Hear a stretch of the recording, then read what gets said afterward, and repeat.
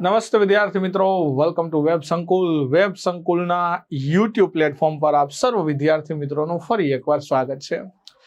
મિત્રો, જન્માષ્ટમીના તહેવારો ચાલે છે, પણ વેબ સંકુલ ક્યારે પણ એવું નથી રાખ્યું કે આપણે લેક્ચરમાં રજા રાખી હોય. તહેવારો ભલે ચાલતા હોય, પરંતુ તહેવાર નિમિત્તે પણ આપને જ્ઞાન આપતા રહે એનું નામ જ વેબ સંકુલ. એનું નામ જ શું છે? વેબ સંકુલ. કોઈ પણ તહેવારો તમે જોયા હશે કે આપણે તમામ તહેવારોની ભલે રજા હોય સંસ્થાની અંદર, પરંતુ તમને હંમેશા કંઈક ના કંઈક આપ્યું છે અમે. ભલે લાઈવ નહીં તો રેકોર્ડેડ ફોર્મમાં પણ આપના સુધી પહોંચવાનો એક અમારો પ્રયત્ન રહ્યો છે. તો વિદ્યાર્થી મિત્રો, આજે ફરી એવી જ બાબતો સાથે આજે મળવું છે. આજે આપણે વાત કરીએ તો સૌથી પહેલા જન્માષ્ટમીનો તહેવાર ચાલે છે. શેનો ચાલે છે? જન્માષ્ટમીનો તહેવાર ચાલે છે. શેનો તહેવાર ચાલે છે? જન્માષ્ટમીનો. આ જન્માષ્ટમીના તહેવાર નિમિત્તે આજે આપણે વાત કરવી છે કેટલીક અગત્યની વારસાની બાબતોની. વારસાની અગત્યની બાબતો. અહીંથી તમને એકાદો તો પરીક્ષામાં પ્રશ્ન મળી જ જશે, કેમ કે આજે આપણે કેન્દ્રમાં હશે આપણે ભગવાન કૃષ્ણ. વારસાની અગત્યની બાબતોમાં આજે કેન્દ્રમાં કોને રાખશું? આપણે ભગવાન કૃષ્ણ જને રાખશું. બધા લોકો કૃષ્ણ જન્મોત્સવને ધામધૂમથી ઉજવી રહ્યા હશે અને આશા છું કે એને ઉજવવા પણ જોઈએ, કેમ કે તહેવારો જ ભારતની સંસ્કૃતિ છે. તો આજે કેન્દ્ર સ્થાને કંઈક ને કંઈક ભગવાન કૃષ્ણ અને વૈષ્ણવ પરંપરાને આપણે રાખીશું અને આના આધારે આખા લેક્ચરને આપણે ભણવો છે. આજે બધાને કામ આવશે. તમારા ફેમિલીમાં કોઈ સાથે બેસીને જુઓ તો કંઈક તમને નવું જાણવા મળશે. સાથે તમારા મિત્રો હોય કે એમને પણ આમાં કંઈક જાણવા મળશે, તો શેર કરજો પહેલા તો, અને લાઈક જરૂરથી કરવાની છે. તો જન્માષ્ટમી સ્પેશિયલ આપણો આ જે લેક્ચર છે એમ કહી શકો, આ તહેવારોની રજાના માધ્યમના ભાગરૂપે. તો સૌથી પહેલા આપણા ગુજરાતની અંદર અષાઢ સુદ બીજ જાય. કઈ તિથિ જાય? અષાઢ સુદ બીજ. અષાઢ સુદ બીજ એટલે આપણા માટે એક અગત્યનો તહેવાર છે. એટલે કે આ દિવસે ખેડૂતો વાવણીની શરૂઆત કરે. શેની શરૂઆત કરે? વાવણીની શરૂઆત કરે. અને સાથે તહેવારોની શરૂઆત થાય. વાવણીની શરૂઆત અને બીજું શું થાય? સાથે તહેવારોની શરૂઆત. મતલબ કે વાવણી અને તહેવારોની સાથે જોડાયેલી આ તિથિ છે. તહેવારોની શું થાય? શરૂઆત થશે. એટલે કે અષાઢ સુદ બીજ, અષાઢી બીજ જાય એટલે તહેવારોની એક મોસમ, એટલે કે એક સિરીઝ આખી આવશે તમારી સામે. અને એના પછી આપણે જઈએ તો શ્રાવણ મહિનો આવે. શ્રાવણ મહિનો એટલે ખાસ કરીને ભગવાન શિવની ભક્તિનો મહિમા છે. આ દિવસોમાં ઘણા બધા મેળાઓનું પણ આપણે ઠેર ઠેર આયોજન થાય. કૃષ્ણ ભગવાન સાથે જોડાયેલા ઘણા બધા મેળાઓ ભરાશે. ભગવાન શિવ સાથે જોડાયેલા ઘણા બધા મેળાઓનું આયોજન થશે. અને એ જ શ્રાવણ મહિનાના ભાગરૂપે આપણા તહેવારો ક્યારથી શરૂ થઈ જાય? તો સૌથી પહેલા આવે શ્રાવણ સુદ પૂનમ. શું આવે? શ્રાવણ સુદ પૂનમ આવે સૌથી પહેલા. શ્રાવણ સુદ પૂનમ એટલે મિત્રો રક્ષાબંધન કહીએ આપણે, અથવા તો બળેવ કહીએ આને, અથવા શું કહેવાય? બળેવ. મહારાષ્ટ્રમાં તમે જાઓ તો આને નાળિયેરી પૂર્ણિમા પણ કહેવાય છે. નાળિયેરી પૂર્ણિમા પણ કહેતા હોય છે આ દિવસને. તો નાળિયેરી પૂર્ણિમા કયો, શ્રાવણ સુદ પૂનમ કયો, રક્ષાબંધન કયો, સાથે આ દિવસ એટલે કે વિશ્વ સંસ્કૃત દિવસ તરીકે પણ ઉજવાય છે. કયા દિવસ તરીકે ઉજવાય છે? વિશ્વ સંસ્કૃત દિવસ તરીકે પણ ઉજવવામાં આવશે. તો રક્ષાબંધનથી આપણા અગત્યના તહેવારો આવશે. હવે આપણે વાત કરી છે પહેલા શ્રાવણ સુદ પૂનમ એટલે કે રાખી. ભાઈ બહેનના પ્રેમનો તહેવાર છે. હવે જો એક ઘણાને ડાઉટ હોય કે રક્ષાબંધન એટલે બળેવ થાય અને એક બીજો પણ તહેવાર આવે જેને આપણે કહીએ વીરપસલી. શું કહીએ? વીરપસલી, અથવા તો આપણે વીર પહલી પણ કહેતા હોય આને. તો શ્રાવણ મહિનાના સુદ પખવાડિયાનો પહેલો રવિવાર જે આવે ને, શ્રાવણ મહિનાની અંદર સુદ પખવાડિયાનો પ્રથમ રવિવાર, એ દિવસે આપણે વીરપસલી ઉજવી. એટલે વીરપસલી અલગ હોય અને રક્ષાબંધન અલગ હોય. આ એક ક્લિયરિટી રાખજો મગજમાં. હવે રક્ષાબંધન એટલે ભાઈ બહેનના પ્રેમનો તહેવાર, વીરપહલી એટલે ભાઈ બહેનના પ્રેમનો તહેવાર છે. આ દિવસનું મહત્વ એ છે કે બહેન જે છે એ ભાઈના કાંડા ઉપર રાખડી બાંધે. શું કામ? તો એટલા માટે કે ભાઈનું આયુષ્ય લાંબુ રહે, અકાળે ભાઈનું અવસાન ન થાય અને દરેક આફતો સામે ભાઈની રક્ષા થાય. એટલા માટે આ તહેવાર આપણે ઉજવીએ. આ દિવસે અલગ અલગ કમ્યુનિટીમાં અલગ અલગ રિવાજો પણ હોય. જેમ કે મેર કમ્યુનિટીની વાત કરીએ. શેની વાત કરીએ? મેર કમ્યુનિટી. આ મેર લોકો જે છે એ બળેવના દિવસે હીરડીની રમત રમે. ગામડાઓમાં શું રમે? હીરડીની રમત રમે. હીરડી એટલે એક લાકડાનું હળ બનાવ્યું હોય, એને લેવા માટેની એક હરીફાઈ, એટલે કે આ હીરડીની રમત છે. ઘણી જગ્યાએ બળેવું પણ કે આ જ દિવસે બીજું શું થાય તો કે જે બ્રાહ્મણ છે, શું છે? બ્રાહ્મણ સમુદાયના લોકો, આ બ્રાહ્મણ લોકો છે એ જનોય બદલે. આ દિવસે શું બદલે? જનોય બદલવાનું કામ કરે. કોણ? બ્રાહ્મણો. બ્રાહ્મણો જનોય બદલે. વિશ્વ સંસ્કૃત દિવસ તરીકે ઉજવાય. મહારાષ્ટ્રમાં જાઓ તો મહારાષ્ટ્રની અંદર જે માછીમારો, જે ખારવા છે, એ લોકો જે છે એ નાળિયેરી પૂર્ણિમા તરીકે ઉજવે છે મહારાષ્ટ્રમાં. જો કે ગુજરાતમાં ઉજવે છે. આ ખાસ કરીને ખારવા સમુદાય સાથે. કયા સમુદાય સાથે? ખારવા સમુદાય સાથે જોડાયેલી પરંપરા છે. શેની સાથે જોડાયેલી છે? ખારવા સમુદાય સાથે જોડાયેલી પરંપરા. તો આવી રીતે તહેવારની સિઝન શરૂ થશે. આજ અષાઢ સુદ બીજના દિવસે એક સરસ મજાની રથયાત્રાનું આયોજન થાય. શું નીકળે? રથયાત્રા. એટલે આપણા માટે આ પણ એક અગત્યનો તહેવાર છે. એ પણ ભગવાન કૃષ્ણ સાથે જોડાયેલો છે. એ પણ શેના સાથે જોડાયેલો છે? ભગવાન કૃષ્ણ સાથે. રથયાત્રાની વાત કરી તો જગન્નાથપુરીની અંદર યોજાતી રથયાત્રા કઈ જગ્યાએ? તો રથયાત્રાનું મહત્વ શું છે? એમ કહેવાય કે એકવાર જે વ્યક્તિ આ રથના દર્શન કરી દે ને તો એના જીવનનું કલ્યાણ થઈ જાય છે. એમ કહેવાય કે આ રથને ખેંચવામાં જે લોકો હોય છે એને અગણિત પુણ્ય મળે છે. તો અષાઢ સુદ બીજ એટલે રથયાત્રા, અને રથયાત્રા જે છે એ બે જગ્યાએ ઉજવાય. એક રથયાત્રાનું આયોજન જગન્નાથપુરી ખાતે થાય છે. એક રથયાત્રા ક્યાં નીકળે છે? જગન્નાથપુરી. અને બીજી રથયાત્રા આપણે ત્યાં નીકળે છે એ આપણા અમદાવાદની અંદર. એ ક્યાં નીકળે છે? અમદાવાદ. તો એક રથયાત્રા આપણા અમદાવાદમાં નીકળે અને એક રથયાત્રા જગન્નાથપુરીમાં નીકળે. હવે જગન્નાથપુરીમાં જે રથયાત્રા છે એનો રૂટ શું હોય છે તો કે પુરી મંદિરથી શરૂ થાય. ક્યાંથી શરૂ થાય? પુરી મંદિરથી શરૂ થાય અને છેક ગુંડીચા દેવીના મંદિર સુધી જાય. કયા દેવીના મંદિર સુધી? ગુંડીચા દેવીના મંદિર સુધી આ રથ જશે. પુરી મંદિરથી ક્યાં જાય? ગુંડીચા દેવીના મંદિર સુધી આ રથ જશે. અને પછી 10 દિવસ પછી આ યાત્રા પૂરી થાય તો રથ પરત આવે. એને બૌદ્ધા યાત્રા કહેવાય. એને શું કહેવાય? બૌદ્ધા યાત્રા કહેવાશે. તો ભગવાન જગન્નાથની રથયાત્રા નીકળે છે. જગતનો નાથ આપણે કહીએ. નગર યાત્રા એ નીકળે છે. લોકોને સામે ચાલીને દર્શન આપવા નીકળે છે. અને આ રથયાત્રામાં સૌથી મહત્વની છે પુરી મંદિરની રથયાત્રા. અને એવી જ રથયાત્રા આપણા અમદાવાદમાં નીકળે. અમદાવાદની અંદર જે રથયાત્રા નીકળે છે એ જગન્નાથપુરી મંદિરથી નીકળે. ક્યાંથી? જગન્નાથ મંદિર જે જમાલપુર વિસ્તારમાં છે. કયા વિસ્તારમાં છે? જમાલપુર, અમદાવાદ. અહીંયાથી આ રથયાત્રા ક્યાં સુધી જાય તો કે સરસપુર ભગવાનનું મોસાળ છે અને પાછી ભગવાનના નિજ મંદિરે પધારે.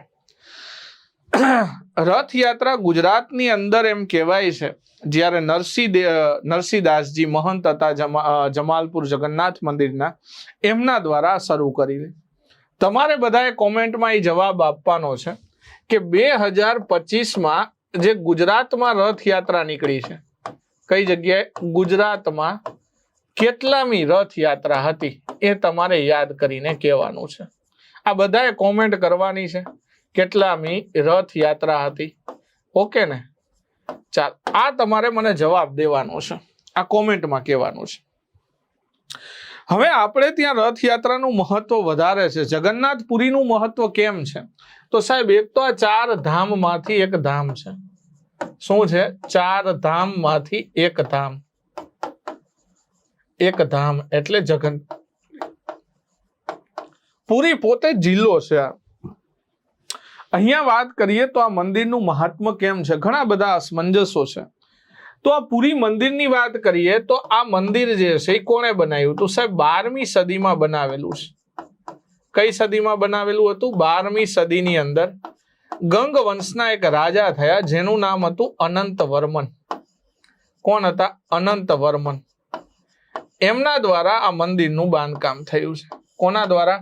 12મી સદીની અંદર ગંગ વંશના રાજા અનંતવર્મને આ મંદિર બનાવ્યું હતું. આ મંદિર સફેદ પથ્થરોથી બનેલું છે, એટલા માટે આને વ્હાઇટ પેગોડા કહીએ છીએ આપણે. આ મંદિરને શું કહેવાય છે? વ્હાઇટ પેગોડા કહીએ છીએ આપણે. મંદિરની અંદર ભગવાન જગન્નાથ, બહેન સુભદ્રા અને ભાઈ બલરામ આ ત્રણેયની લાકડાની બનેલી મૂર્તિઓ છે. આ મંદિરમાં મૂર્તિઓ શેની છે? લાકડાની બનેલી છે. મતલબ કે અહીંયા જે મૂર્તિઓ તમને જોવા મળશે એ લાકડાની બનેલી છે. હવે એ લાકડું શાનું છે? તો એમ કહેવાય છે લીમડાના લાકડામાંથી બને છે. શેમાંથી? લીમડાના લાકડામાંથી આ મૂર્તિઓ બને છે. આ લીમડાના લાકડાની પસંદગી કરવામાં આવે ને પછી નવી મૂર્તિઓ બનતી રહેતી હોય છે. હવે આ રથયાત્રા માટે રથ દર વર્ષે નવા બને છે, જૂના રથ નથી હોતા. જે નંદી ઘોષ, દેવદલન અને તાલધ્વજ આ 3 રથ જે હોય છે એ દર વર્ષે નવા બનાવવામાં આવે છે. અહીંયા જે 3 રથ તમને જોવા મળે છે, આ 3 રથ કયા છે? તો એક રથનું નામ છે નંદી ઘોષ, એના પછી બીજા રથનું નામ છે દેવદલન અને ત્રીજા રથનું નામ છે તાલધ્વજ. શું નામ છે? તાલધ્વજ છે. આ 3 રથ હોય. એમાં સૌથી અગત્યનો રથ છે ભગવાન જગન્નાથનો, જેને આપણે કહીએ છીએ નંદી ઘોષ. જેને શું કહીએ છીએ આપણે? નંદી ઘોષ કહીએ છીએ. તો આના અંતર્ગત આપણને ખબર હોવી જોઈએ કે દરેક રથમાં કોણ બિરાજમાન હોય. તો જો નંદી ઘોષની અંદર ભગવાન જગન્નાથ બિરાજમાન હોય છે. એના પછી દેવદલન રથ જે છે એમાં બહેન સુભદ્રા બિરાજમાન હોય છે અને તાલધ્વજ જે રથ છે એમાં ભાઈ બલરામ બિરાજમાન હોય છે. ભાઈ બલરામ. દેવદલનમાં બહેન સુભદ્રાજી બિરાજમાન હોય છે અને નંદી ઘોષ રથની અંદર તમને ભગવાન પોતે એટલે ભગવાન જગન્નાથ બિરાજમાન હોય છે. આ 3 રથ દર વર્ષે લાકડાના નવા બને અને આ રથ બનાવવાનું કામ શરૂ થઈ જાય ચૈત્ર સુદ 9મીના દિવસે. ચૈત્ર સુદ 9મીથી રથ નિર્માણનું કાર્ય શરૂ થાય. શું થાય? રથ નિર્માણનું કાર્ય. અને અષાઢ સુદ બીજ આવતા રથ તૈયાર થઈ ગયા હોય. આખા શું થઈ ગયા હોય? તૈયાર થઈ ગયા હોય. હવે આ મૂર્તિઓ દર અમુક વર્ષે નવી બનાવવામાં આવે, જેમ કે 9 વર્ષે, 12 વર્ષે કે 18 વર્ષે. એના મુહૂર્ત મુજબ આ મૂર્તિઓ નવી બને. એ વખતે એક તહેવાર આવે જેને કહેવાય છે નબક લેવર તહેવાર. કયો તહેવાર ઉજવવામાં આવશે ઓડિશામાં? નબક લેવર તહેવાર ઉજવાશે. આ નબક લેવર તહેવાર ઉજવવામાં આવે ત્યારે આ મૂર્તિઓ ફરી બનાવવામાં આવશે લાકડાની. અને ભગવાન જે કૃષ્ણ છે એમનું બ્રહ્મદ્રવ્ય એટલે કે એમનું હૃદય આપણે કહીએ એ એક મૂર્તિમાંથી અન્ય મૂર્તિઓમાં ટ્રાન્સફર કરવામાં આવે, સ્થળાંતરિત કરવામાં આવે. એટલે કાયદેસર એમ કહી શકો કે સાક્ષાત ભગવાનનું અહીંયા હૃદય ધબકે છે આ મૂર્તિઓમાં. એટલે વિચારો કે આ જગ્યાએ દર્શન કરવાથી કેવડો લાભ છે, કેવડું મહાત્મય છે આનું. તો જગન્નાથપુરી એ બહુ અગત્યનું સ્થળ છે આપણા માટે.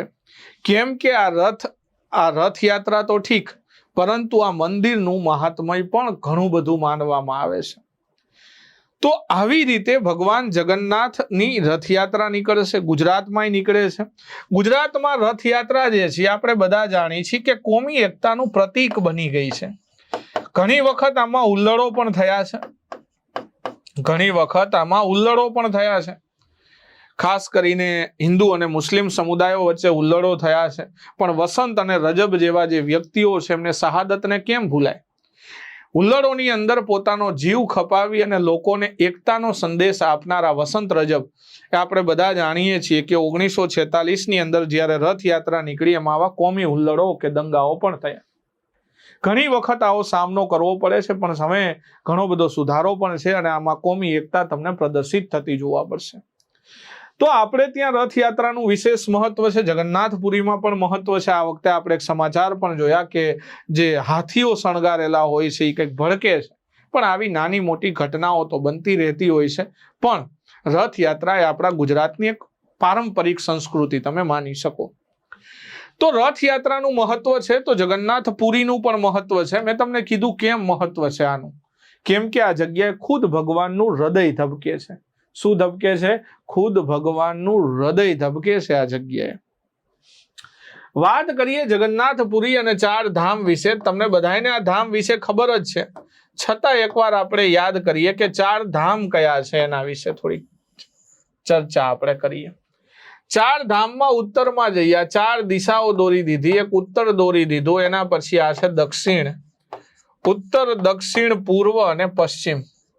ઉત્તર, દક્ષિણ, પૂર્વ, પશ્ચિમ, આ 4 દિશાઓ. આ 4 દિશાઓમાં 4 ધામ છે આપણા.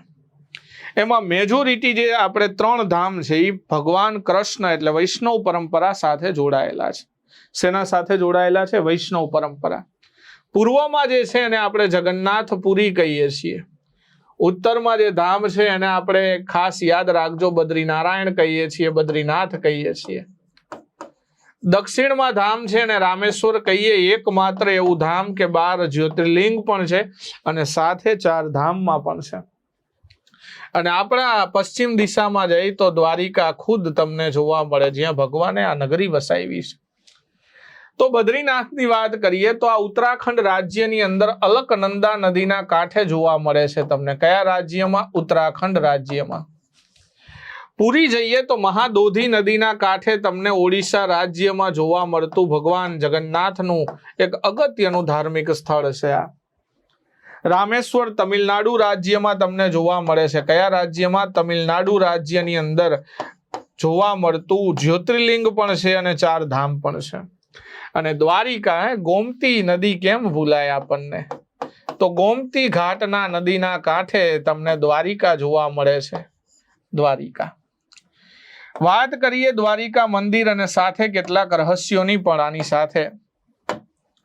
સૌથી પહેલા વાત કરી બદ્રીનારાયણ.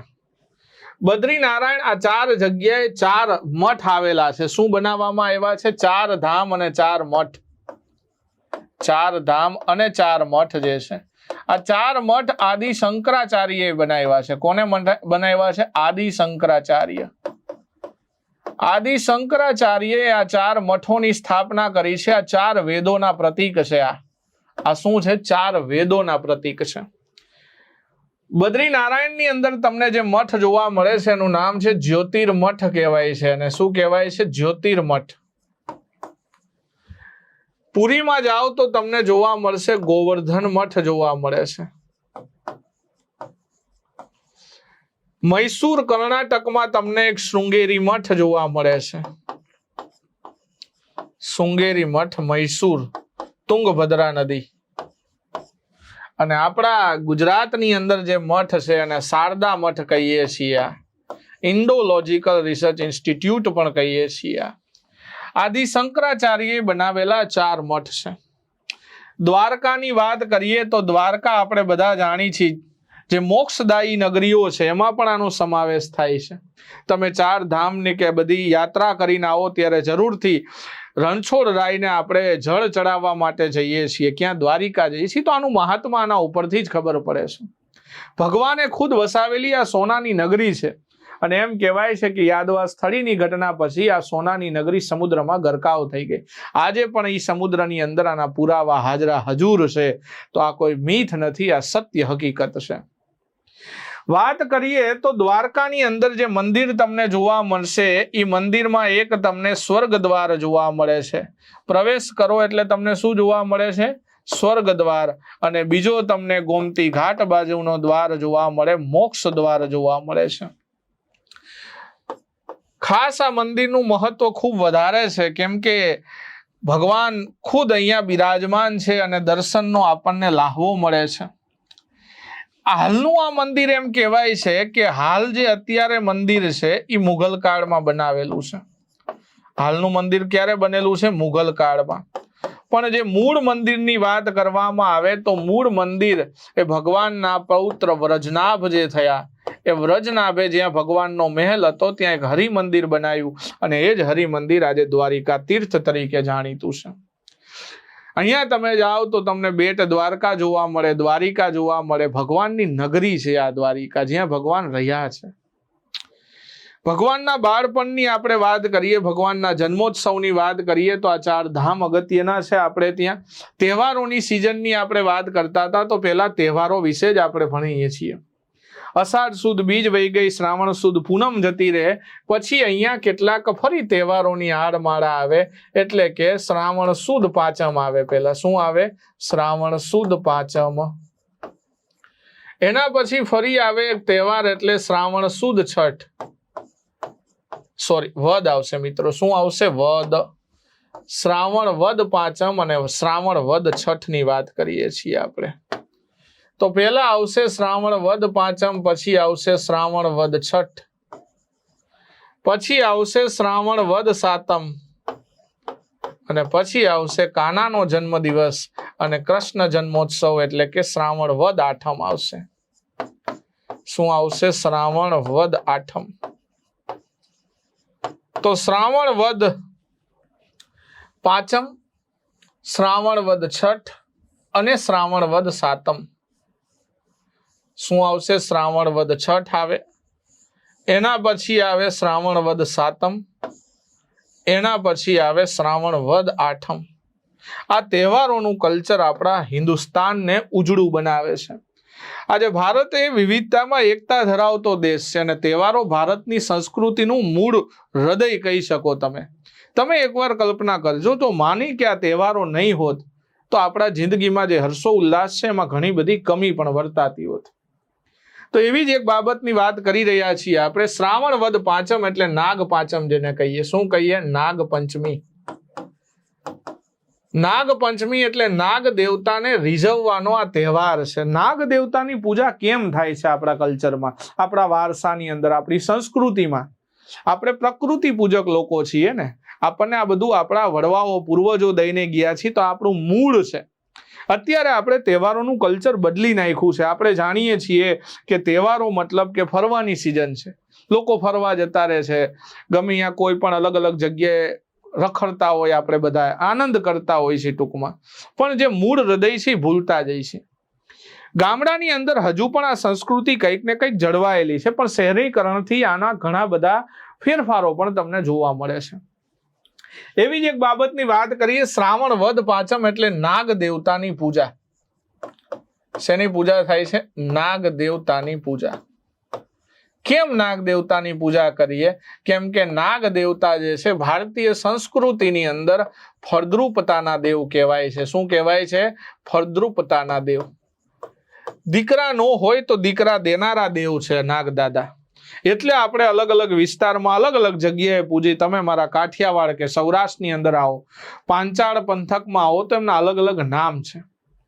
જેમ કે સોરઠ એટલે કે સૌરાષ્ટ્રમાં જાઓ તો એને ચરમાળિયા દાદા કહેશું આપણે.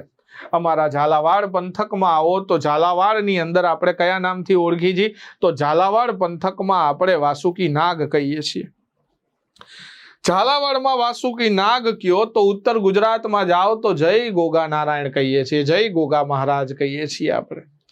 ધ્રોળ બાજુ જાઓ તો ત્રંબોળી નાગ કે, ઢીમા જાઓ બનાસકાંઠાની અંદર તો શેષ નારાયણ કહીએ છીએ આપણે.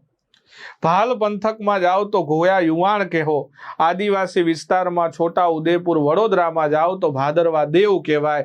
અને ફાગવેલ ભાથીજી મહારાજનું જે તમને ધામ જોવા મળે પંચમહાલ ખેડાની અંદર, અહીંયા તમે ભાથી ખત્રી કે ભાથી ખત્રી કે આપણે એને ખાસ કરીને ઘણી જગ્યાએ અલગ અલગ નામ કે ભાથીજી મહારાજનું પણ ઉલ્લેખ હોય, આવા નામથી આપણે ઓળખીએ છીએ.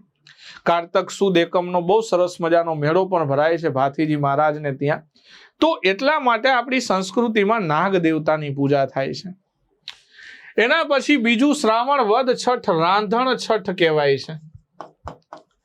રાંધણ છઠ એટલે આપણને ખબર છે કે આ તહેવાર અને આ તહેવારોની અંદર આપણા ઘરે આપણા પિતરાય ભાઈઓ આખું ફેમિલી જે છે, એમ કહેવાય કે બધા બહાર રહેતા હોય તો ગામડે આવી ગયા હોય.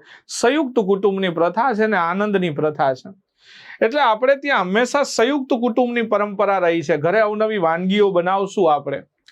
ઘણાના ઘરે થેપલા, સૂકી ભાજી, પૂરી, શક્કરપારા, ચેવડો, પાણીપુરી આવી ઘણી બધી વાનગીઓ બનશે અને બધા જ ઘરના લોકો ભેગા થઈ અને બેસીને જમશે. કોઈ મંદિરે જઈને બહાર બગીચાઓની અંદર જમશે. નાની એવી પિકનિક ઉપર આ બધું ઘરે બનાવેલી વસ્તુ લઈ જશે. કેમ કે એક દિવસ મહિલાઓને રાંધવામાંથી નવરાશ મળે છે, રસોડામાંથી નવરાશ મળે છે, તો એને પણ આ તહેવારો માણવાની મજા આવે છે. તો આ દિવસ એટલે રાંધણ છઠનો દિવસ. સરસ મજાની વાનગીઓ બનશે. તમે પણ કોમેન્ટ કરજો કે તમારા ઘરે હું બન્યું હતું અને ભાવ હોય તો થોડોક મોકલાવજો વાલા, બીજું શું, બરોબર છે. તો તમારા ઘરે કઈ વાનગી બની હતી એને કોમેન્ટ કરજો ને આનંદ કરજો. તમે દબાવીને ખાઈ લેજો. તહેવારો આપણી પરંપરા છે. નહીં શરીર વધી જાય, અને વધી જાય તો ઉપાધિ શું કરવાની વાલા. એના પછી શ્રાવણ વદ સાતમ આવે એટલે કે ખાસ કરીને શીતળા માતાનો તહેવાર છે. આ શીતળા સાતમ કહીએ છીએ ને આપણે. નાના હોય ત્યારે આ તો અત્યારે આ બધી રસીઓ આવી જાય ઓરી અછબડાની. પેલા આવી રસીઓ નહોતી એટલે ગરમી નીકળતી. ઓરી અછબડા, જેને ચિકન પોક્સ કહે બધા અલગ અલગ મોડર્ન લોકો. ત્યારે આપણે શીતળા માતાની માનતા રાખતા અને મટી જાય એટલે આપણે માતાજીને ત્યાં ગામની અંદર એમનું દેરું હોય તો આપણે કુલેર ચડાવતા માતાજીને. એ જ શીતળા માતાનો આ તહેવાર. વાહન એમનું આપણે બધા જાણીએ છીએ, ગધેડું એમનું વાહન છે. તો શીતળા માતાને એક દિવસ આપણે ટાઢી હાઈતમ કહીને આ દિવસને શું કહીએ બીજું? ટાઢી હાઈતમ કે ગામડામાં.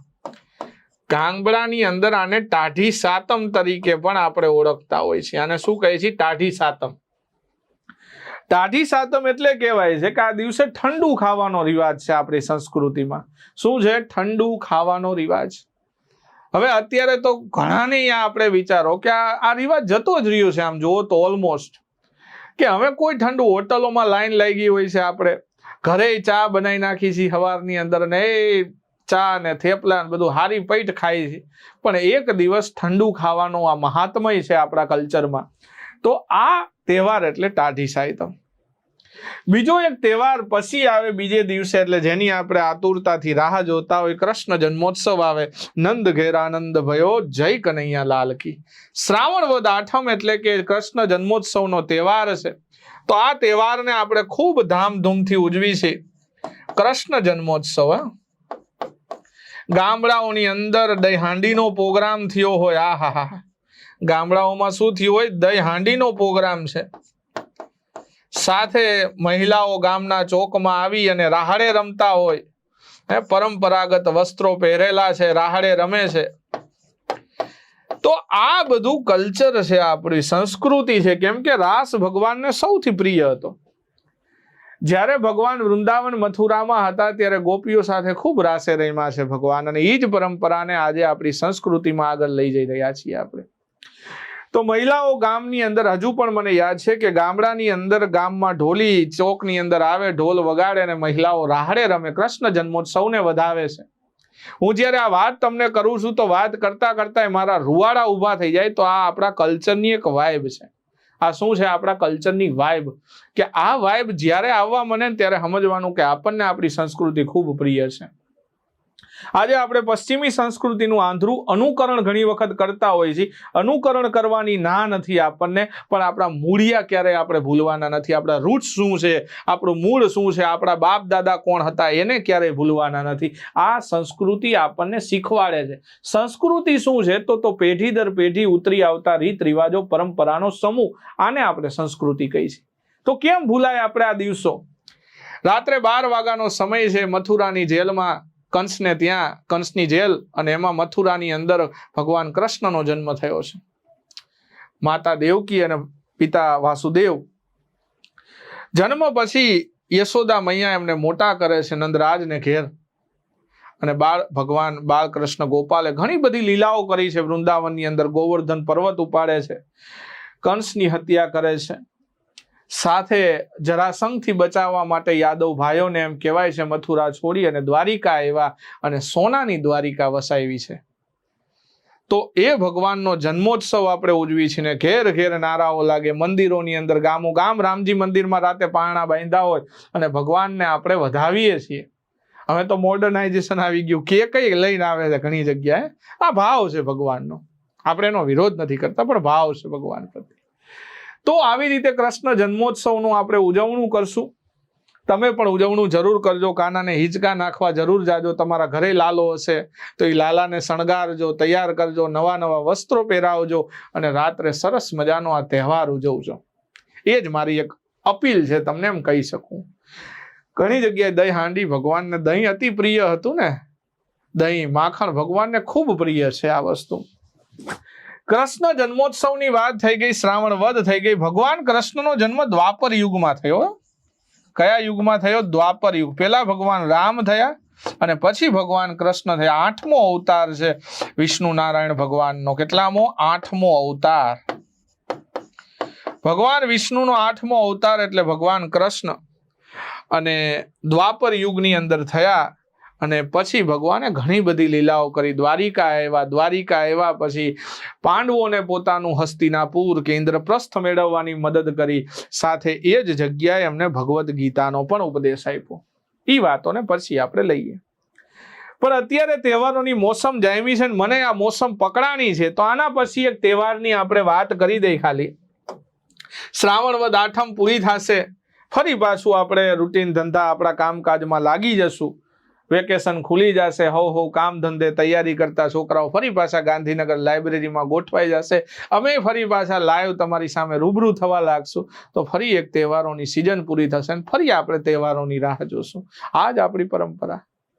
પણ આ જ તહેવાર પછી ભાદરવા સુદ આઠમ આવે. વદ પછી થોડા જ દિવસો પછી એક તિથિ આવે ભાદરવા સુદ આઠમ.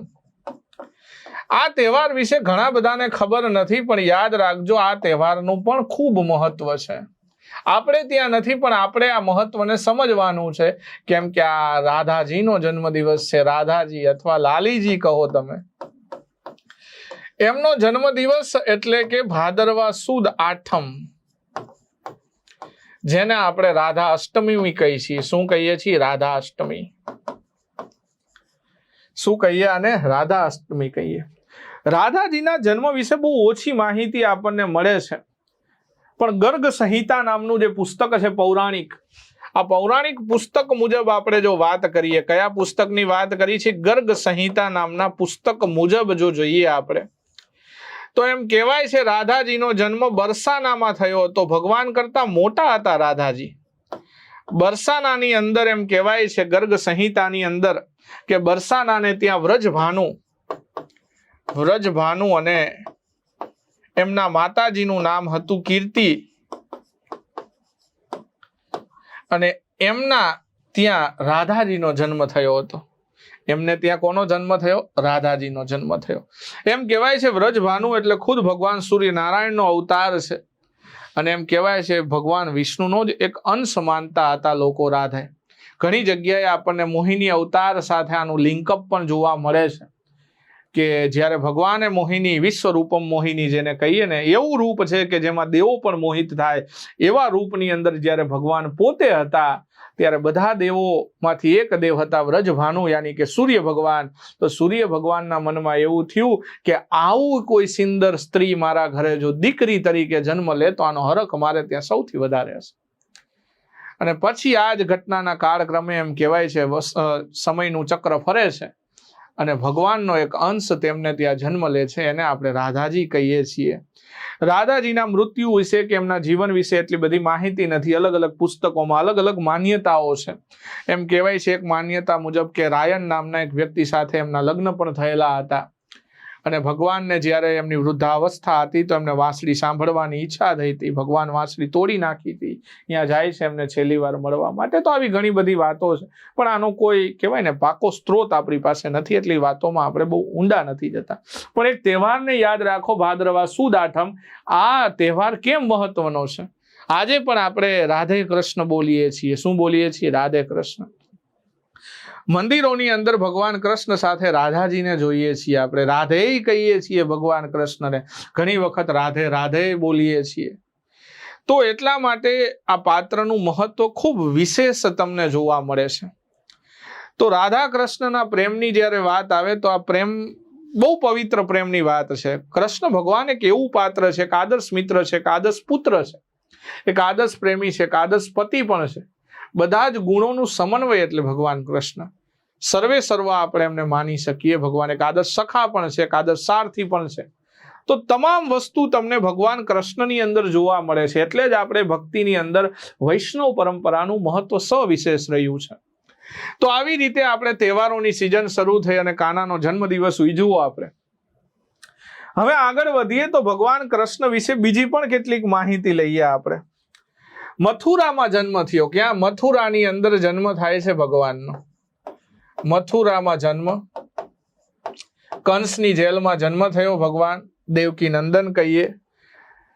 સાથે યશોદા મૈયા એમના પાલક માતા છે. યશોદા નંદન પણ આપણે કહીએ છીએ. કેટલા બધા નામ છે. ગોપાળ પણ કહીએ છીએ આપણે. તો યશોદા નંદન કહો, દેવકી નંદન કહો, પણ નામ તો કૃષ્ણ ભગવાન આપણે કહીએ. બધા એક જ નામ છે. અહિજીત પણ કહે છે ઘણા લોકો. મથુરામાં જન્મ પછી નાનપણમાં ઘણી બધી લીલાઓ કરી એમને, જેવી કે ગોવર્ધન પર્વત ઉઠાવ્યો એમને. તમારા બાળકોને પણ ક્યારેક નાના હોય તો આ પોગા અને કાર્ટૂન નેટવર્કમાંથી બહાર કાઢી અને ભગવાનની એકાદી નાનકડી નાજુકડી વાર્તાઓ પણ કહેજો, કે જેથી એને ખબર પડે કે ભગવાન કોણ છે અને એમના ચરિત્રો કેવા હતા. કેમ કે આપણે જો એને નહીં આપી તો કોણ આપશે? તો એ જ વસ્તુ છે. ગોવર્ધન પર્વતની ક્યારેક વાર્તા જીઓ, કંસવધની વાર્તા કહો. આ બાળ લીલાઓ હતી એમની પ્રમુખ. એના પછી જરાસંઘ સાથેનો વિવાદ, અને એ જરાસંઘ સાથેના વિવાદના લીધે ભગવાન મથુરા છોડી અને દ્વારિકા આવે છે. ક્યાં આવે છે? દ્વારિકા. અને આ સોનાની દ્વારિકા વસાવી. સોનાની નગરી કહીએ આપણે. સોનાની નગરી દ્વારિકા વસાવે છે ભગવાન. અને આ સોનાની નગરી, જૂનું નામ તો ત્યારે આનું ઘણા બધા અલગ અલગ છે. એક કુશસ્થળી પણ કહી છીએ આપણે. ઘણી જગ્યાએ દ્વારવતી શબ્દ પણ મને જોવા મળશે. તો દ્વારવતી કહો, કુશસ્થળી કહો, એટલે દ્વારિકા. તો દ્વારકા નગરી વસાવી. પછી ભગવાને બીજી અગત્યની લીલાઓ લઈએ તો મહાભારત.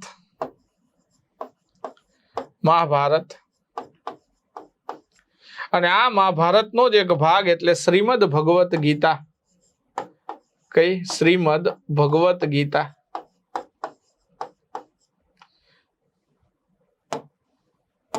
શ્રીમદ ભગવત ગીતા. શ્રીમદ ભગવત ગીતા. મહાભારતની અંદર અલગ અલગ તમને પર્વ જોવા મળે. ભગવાન કૃષ્ણના બહેનનું નામ સુભદ્રા, જેમના લગ્ન અર્જુન સાથે થયા અને એમનાથી જ એમને એક દીકરા હતા જેનું નામ અભિમન્યુ, અને મોટા ભાઈ એટલે બલરામ. તો આ બધી જ વસ્તુ આપણે જાણીએ છીએ. હવે મહાભારતની અંદર ટોટલ 16 પર્વ છે. 18 પર્વ, સોરી. આ 18 પર્વમાંથી એક પર્વનું નામ છે ભીષ્મ પર્વ, અને આ જ ભીષ્મ પર્વનો ભાગ છે શ્રીમદ ભગવત ગીતા.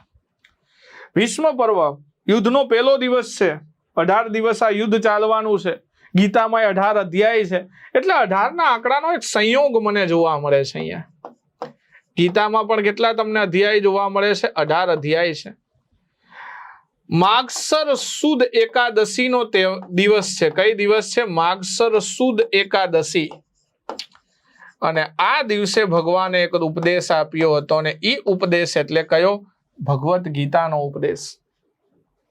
એટલે આ દિવસને આપણે કઈ તિથિ તરીકે ઉજવી છીએ? ગીતા જયંતી તરીકે ઉજવી છીએ. કયા નામથી ઉજવી છીએ?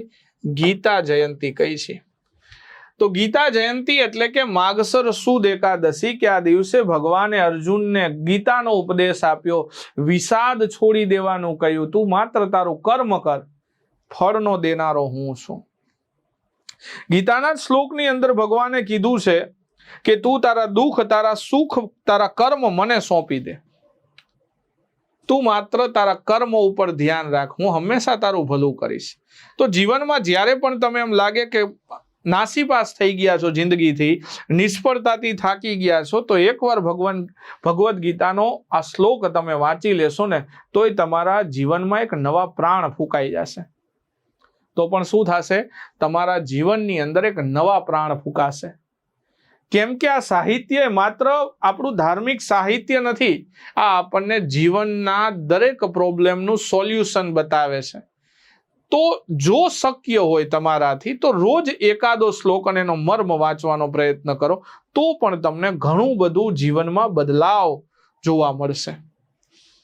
ઘણી જગ્યાએ આપણે જોતા હોઈએ છીએ કે આપણા ધાર્મિક પુસ્તકો વિશે પણ માહિતી નથી હોતી ઘણા બધાને.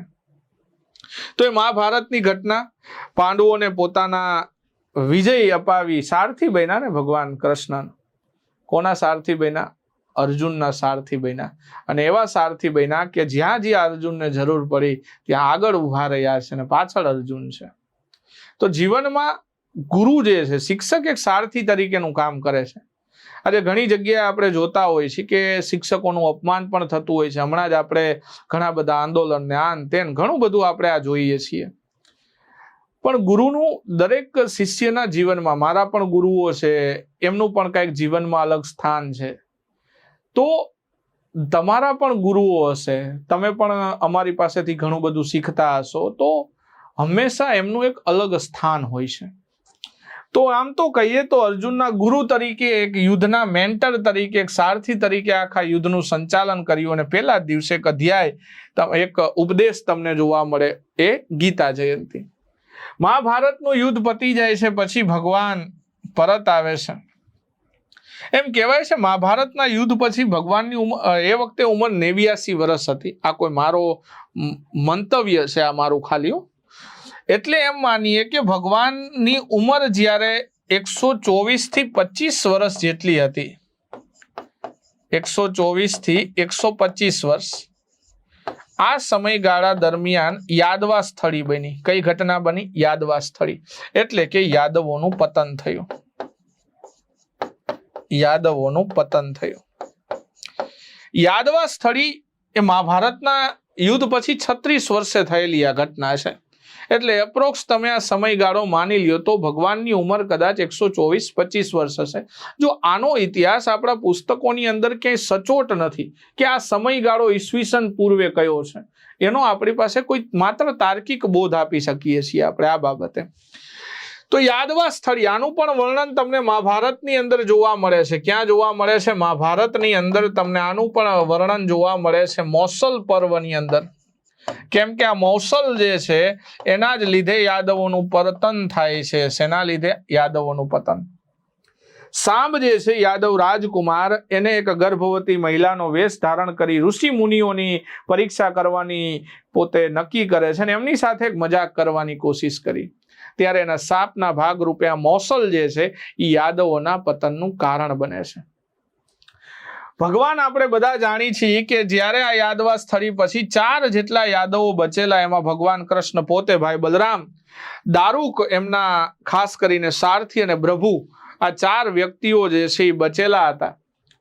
અને દારૂકને તો ભગવાને હસ્તિનાપુર, અર્જુનને આ વાતનો સંદેશો આપવા માટે મોકલે છે કે ભગવાનને પોતાને ખબર હતી કે હવે યાદવા સ્થળી થવાની છે અને આખી દ્વારિકા સમુદ્રમાં ગરકાવ થઈ જવાની છે. એટલે કે યાદવોનું પતન થઈ રહ્યું છે. તો જે યાદવ રાજકુમારો નાના છે, જે યાદવ રાજકુમારીઓ છે, જે રાણીઓ છે, એમને લઈ અને હસ્તિનાપુર લઈ જાય.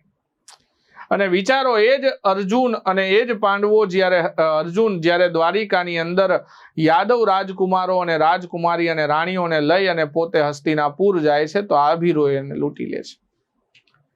વિચારો કે જેના હાથે આખું મહાભારતનું યુદ્ધ લડાયું છે, ભગવાન પોતે એકલા રહેલા છે. ભગવાન પોતે કઈ જગ્યાએ? ભાલકા તીર્થ, મોક્ષ પીપળો, જેને પ્રભાસ પાટણ ક્ષેત્ર કહીએ છીએ આપણે. ભાલકા તીર્થ, પ્રભાસ પાટણ, વેરાવળ તાલુકાની અંદર તમને જોવા મળે, ગીર સોમનાથ જિલ્લો. અને આ ભાલકા તીર્થ પીપળાના ઝાડ નીચે ભગવાન આરામ કરતા હતા અને જરા નામના એક પારઘી એમને બાણ માર્યું, ભગવાન ઘાયલ થયા. અને ત્યારે એમના મનમાં પણ કંઈક વિચારો આવતા હશે ને એ સમયે. અને પછી એમ કહેવાય કે જે દેહોત્સર્ગ તીર્થ છે, ત્યાં ભગવાનની અંતિમ વિધિ કરવામાં આવી હતી પાંડવોના હસ્તે. દેહોત્સર્ગ તીર્થ આપણે કહીએ છીએ, કે જ્યાં હિરણ કપિલા અને સરસ્વતી, જેને આપણે ગુપ્ત પ્રયાગ પણ કહીએ છીએ ને, આપણા ગુજરાતનો પ્રયાગ છે, કેમ કે અહીંયા પણ તમને સરસ્વતી ગુપ્ત રીતે વહે છે. આ 3 નદીઓના પવિત્ર સંગમ, જેને પ્રાચી પણ કહેવાય છે, પિતૃ તર્પણ માટે જાણીતી જગ્યા છે, ત્યાં ભગવાનનો અંતિમ સંસ્કાર થયો. તો વિચારો, પૂર્ણ પુરુષોત્તમ ભગવાન કૃષ્ણ પોતે પણ એમ કહેવાય છે, જો પોતાની નિયતિ ન બદલી શકતા હોય તો આપણે માત્ર એમની રજ છીએ, ધૂળ છીએ. તો આપણે પણ એમનામાં અતૂટ વિશ્વાસ રાખી માત્ર કર્મ કરતું જવું જોઈએ ને કર્મનું ફળ જીવનમાં આજ નહીં તો કાલે ચોક્કસથી મળશે. તો હિંમત નહીં હારવી. જ્યાં તમે હિંમત હારી જાઓ છો, જ્યાં નાસીપાસ થઈ જાઓ છો, જરૂર એકવાર એમના ઉપદેશોને સાંભળો, એમના વિચારોને સાંભળો, તો કંઈક તમારામાં જોમ આવશે. તો આ નાની એમના જીવન પ્રસંગોની કેટલીક આપણે વાતો કરી, અહીંયા પ્રમુખ બાબતોની વાત કરી.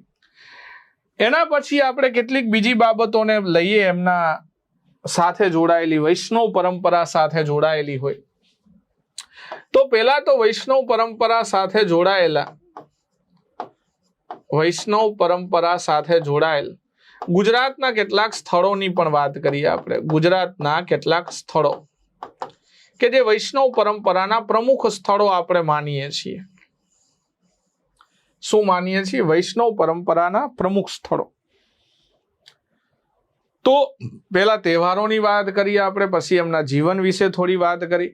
જો ભગવદ્ ગીતા એવો પુસ્તક છે કે ઘણી બધી ભાષાઓમાં ટ્રાન્સલેશન થયું છે એનું. ઇંગ્લિશમાં પણ તમને ઇસ્કોન પ્રણાલીની અંદર ભગવદ્ ગીતા મળી જાય. ઘણાને ઇંગ્લિશ વાંચતા હોય છે તો એ પણ તમે પરચેસ કરી શકો છો. તો આજે ઘણા બધા સ્થળોની વાત કરીએ, જે અગત્યના સ્થળો, જે વૈષ્ણવ પરંપરાને ફોલો કરે છે, એવા પ્રમુખ. તો આ ભારતના આના અંતર્ગત આપણે લઈ લેશું તો બધા સ્થળોની વાત કરી. દ્વારિકા તો આપણું આવી ગયું. ડાકોરના ઠાકોરને કેમ ભોલાય ભાઈ? ડાકોર જાય તો સાહેબ મને શામળાજી જવું જ પડે. મારે ક્યાં જવું પડે? શામળાજી પણ જવું પડે. શામળાજી જાવ તો હું નાથ દ્વારા પણ જઈશ. હું ક્યાં જઈશ? નાથ દ્વારા પણ જઈશ. એના પછી જો ગુજરાતની અંદર પ્રમુખ સ્થળોના નામ લેવા હોય તો ડાકોર થઈ ગયું, શામળાજી થઈ ગયું, નાથ દ્વારા થઈ ગયું, દ્વારિકા થઈ ગયું. આ સિવાય ઘણા બધા નાના મોટા મંદિરો છે, પણ પ્રમુખ નામમાં એક આવે ગોપનાથ. એ કયું આવે? ગોપનાથ. એ સાથે બીજું આપણે રાધાજીનું મંદિર લખીએ અહીંયા, બરસાના. કયું છે? બરસાનાની અંદર તમને રાધા મંદિર પણ જોવા મળશે. વૃંદાવન, મથુરા જોવા મળે. યમુનાજીના કાંઠે આવેલા 2 મોટા મંદિરો છે જે ભગવાન કૃષ્ણ સાથે જોડાયેલા છે. પણ ગુજરાતમાં જ્યારે વાત કરીએ તો વૈષ્ણવ પરંપરામાં ડાકોર, શામળાજી આ 2 પ્રમુખ મંદિરો છે કે જેને આપણે હંમેશા આપણા મગજની અંદર યાદ રાખીએ છીએ. હંમેશા આપણા મગજમાં યાદ રાખીએ છીએ. હવે આ મંદિરોની આપણે જ્યારે ચર્ચા કરીએ તો સૌથી પહેલા ડાકોર આવે. શું આવે? ડાકોર. તો ડાકોર આપણે બધા જાણીએ છીએ કે આ ડાકોરના ઠાકોર એટલે, જો ઘણા લોકો એમને રણછોડ રાય પણ કહે છે. રણછોડ રાયનો મતલબ યુદ્ધ મેદાન છોડીને નહીં, પણ કોકના પરોપકાર, યાદવ ભાઈઓની રક્ષા માટે પોતે મથુરા, વૃંદાવન છોડી અને જ્યારે ગુજરાત આવ્યા ત્યારની આ વાત છે. રણછોડ રાય કહે છે. ઘણા લોકો કાળિયા ઠાકર પણ કહે છે. શું કહે છે? કાળિયા ઠાકર પણ કહીએ છીએ આપણે. તો કાળિયા ઠાકર કહો, રણછોડ રાય કહો, તો આ બધી જ બાબતો એટલે ભગવાન કૃષ્ણના અલગ અલગ નામ છે. આ મૂળ મંદિરની વાત કરી તો અત્યારે જે મંદિર છે ગોમતી ઘાટે તમને જોવા મળે છે. આ મંદિરનું બાંધકામ મરાઠા કાળની અંદર, કયા સમયની અંદર? મરાઠા કાળ. આ મરાઠા કાળની અંદર તમને આ મંદિરનું બાંધકામ જોવા મળે છે, જેમનું નામ હતું ગોપાળરાવ જગન્નાથ ત્રાંબેકર. ગોપાળરાવ જગન્નાથ ત્રાંબેકર.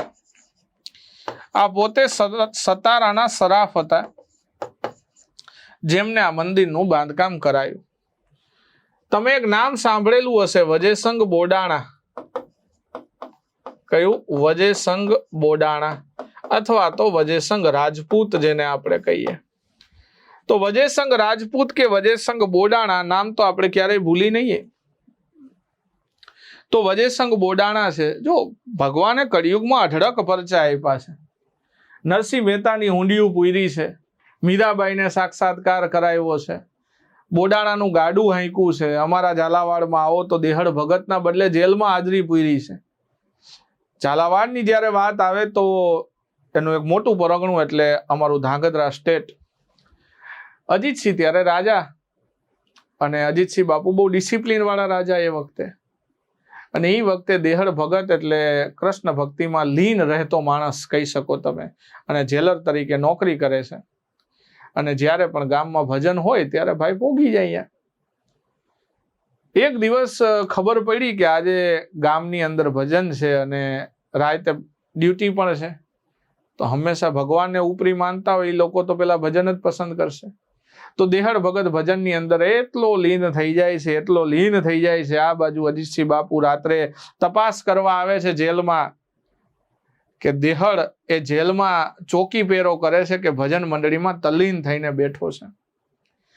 તો હાથ પાડ્યો તો વિચારો, એક હાથ દેહડ એમ કીધું અને બીજો હાથ જ્યારે દેહડ બોલ્યા ત્યારે ખુદ દેહડ પગપાળા ચાલતો આવે છે. પણ ઓરિજિનલ દેહડ તો ક્યાં બેઠો હતો? ભજન મંડળીમાં બેઠો હતો. તો આ કોણ હતો? મારો દ્વારકાધીશ હતો. તો વિચારો કે જેને ભગવાન દિલથી માન્યા છે જે વ્યક્તિઓ, એને તો બહુ પરચા આપ્યા છે ભગવાન. એટલે જ આપણે ત્યાં કહેવાય છે ને, ભક્તિ કરવી હોય તો કૃષ્ણની કરાય. રામની ભક્તિમાં તમારે મર્યાદામાં રહેવું પડે. મર્યાદા પુરુષોત્તમ રામ છે. તો એ જ વદેસંગ બોડાણા એમ કહેવાય છે કે દ્વારકાથી ડાકોર પગપાળા ચાલવાની કાયમી એમની જે નિયમ હતું, જે એમની ટેક હતી. ઉંમર થઈ ગઈ છે, પોતે જઈ નથી શકતા, તો ભગવાને કીધું એટલે એમની આજ્ઞાથી ગામમાં એક કોકનું ભાંગેલ તૂટેલ ગાડું લઈને દ્વારિકા જાય છે. અને ભગવાનની આજ્ઞાથી એ મૂર્તિ લઈ અને ગાડામાં બેસી જાય છે. તો ભગવાન પોતે એનું ગાડું હાંકે છે. વિચાર. તો આનાથી વિશેષ પરચા શું હોય? કે એમના પત્નીની એક નથ જે છે, ચૂક નાકમાં પહેરેલી છે, ચૂકથી જો એ મૂર્તિ તોલાઈ જતી હોય તો આનાથી મોટો પરચો શું છે? તો જો તમે મનથી માનો તો મને એટલી ખબર પડે, પરીક્ષામાં તમને કુંડાળા તો કરાવે ને. હા, તો મજાકની વાત છે, પણ ખરેખર બહુ એક અદ્ભુત પાત્ર કહી શકો તમે, અદ્ભુત પાત્ર. એના પછી વાત કરીએ શામળાજી. શામળાજી એટલે આ પણ એક અગત્યનું સ્થળ અરવલ્લી જિલ્લામાં તમને જોવા મળશે. ડાકોર ખેડા જિલ્લામાં છે. ડાકોર કયા જિલ્લામાં છે? ખેડા. તો ડાકોર તમને જોવા મળશે ખેડા જિલ્લાની અંદર, અને શામળાજી જોવા મળશે તમને અરવલ્લી જિલ્લામાં. લોકો ગદાધરપુરી પણ કહે છે. શું કહે છે? ગદાધરપુરી. લોકો ગદાધરપુરી કહે, શામળાજી કહે. મેસવો નદીના કાંઠે આવેલું છે.